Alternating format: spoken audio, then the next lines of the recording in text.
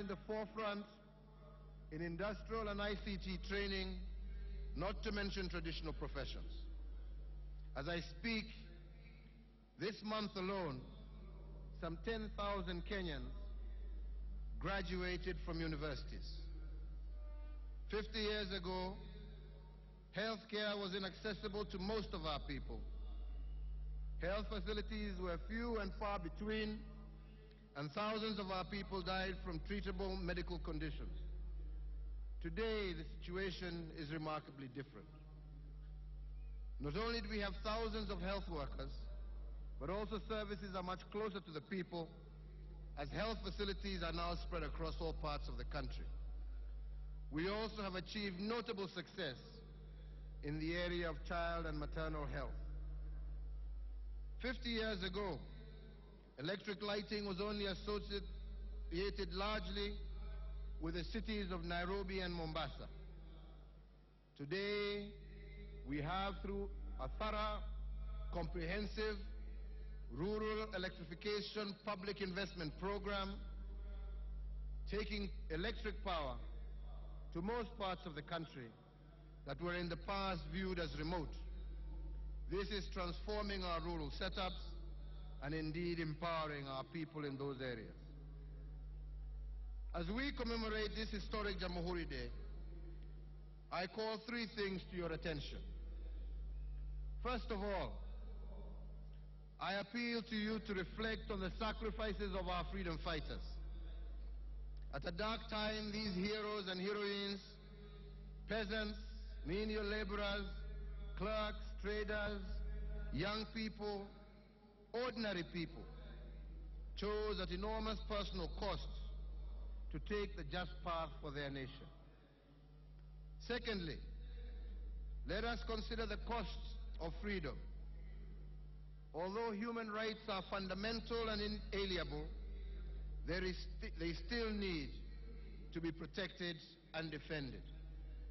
Let us all reflect on the value of our freedom and sovereignty and commit ourselves to always defend them.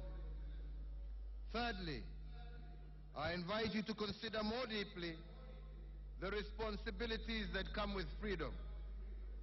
Freedom is meaningful when citizens shoulder their obligations to one another and diligently discharge them. What are these obligations?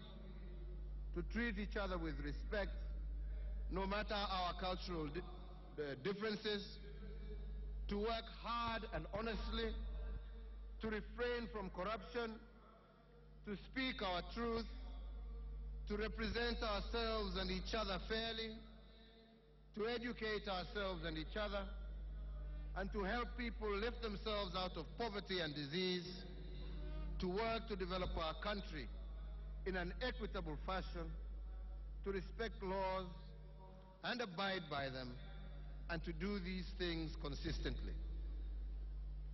Your Excellencies, ladies and gentlemen, while we have made significant strides as a nation, let us also face the reality.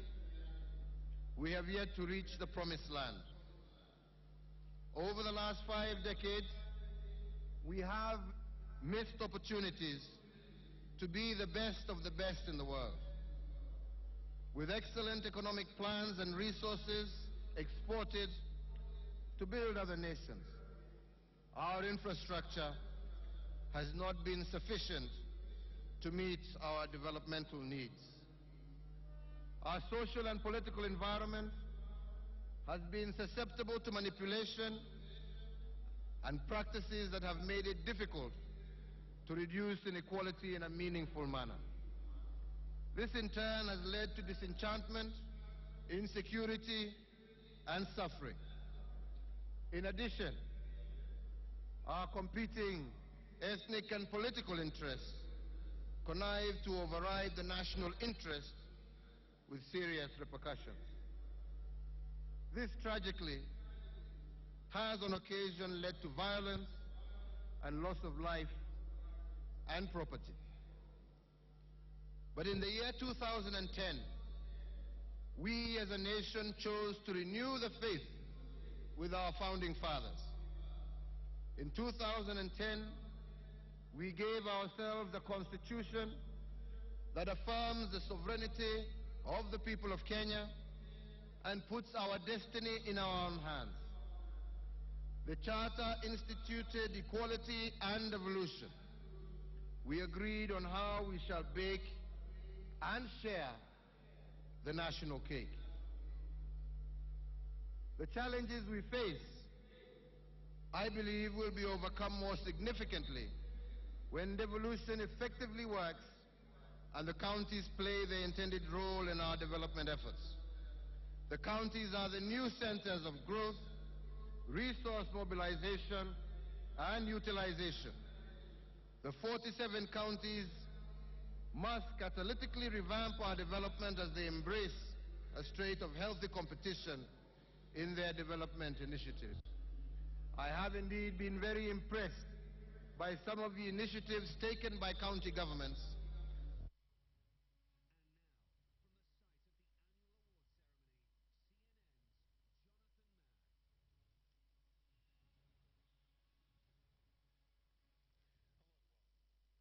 Money to trade and investment in the respective rural communities. This will ensure that our young people have meaningful work to do and thus have no energy left to engage in undesirable social activities. Men and women who have excelled in various fields should regularly visit their rural communities and engage with primary and secondary school students and serve as role models as well as mentors for our young people. In the recent past, coal, oil, and other mineral resources with commercial viability have been discovered in various parts of our country.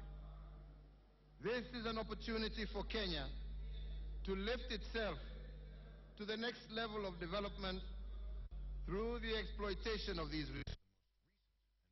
The government is working on policies to guide the exploitation of these minerals and help us avoid the pitfalls of other mineral-rich countries.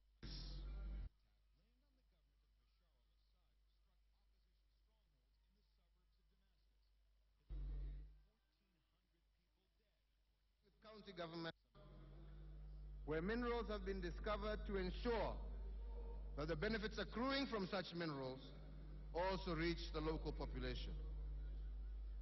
We have in this regard developed a framework covering the mining, processing, and sale of the minerals, and we are committed to strictly abiding by that framework. I, however, wish to warn those inciting the local populations to violence in areas where the full force of the law will be used against them. Legitimate concerns and grievances should be resolved through peaceful means. Violence and chaos will not benefit anybody. Violence will not only undermine the full exploitation of these resources and thereby delay the developmental benefits that we all should enjoy. Excellencies, ladies and gentlemen, the world over, it has been proved that national unity is critical to the social economic advancement of any society. National unity is one of my most passionate goals. I pledge to you today, fellow countrymen and women, that national unity and integration will be priority number one of my administration. We must all be ready to fight against negative ethnicity.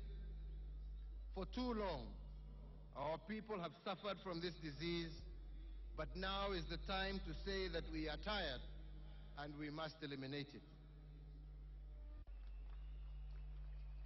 Ladies and gentlemen, I envision a Kenya where we will all be proud of our diverse heritage and cultures, but where we unite around our common aspirations as Kenyans, as is indeed enshrined in our Constitution.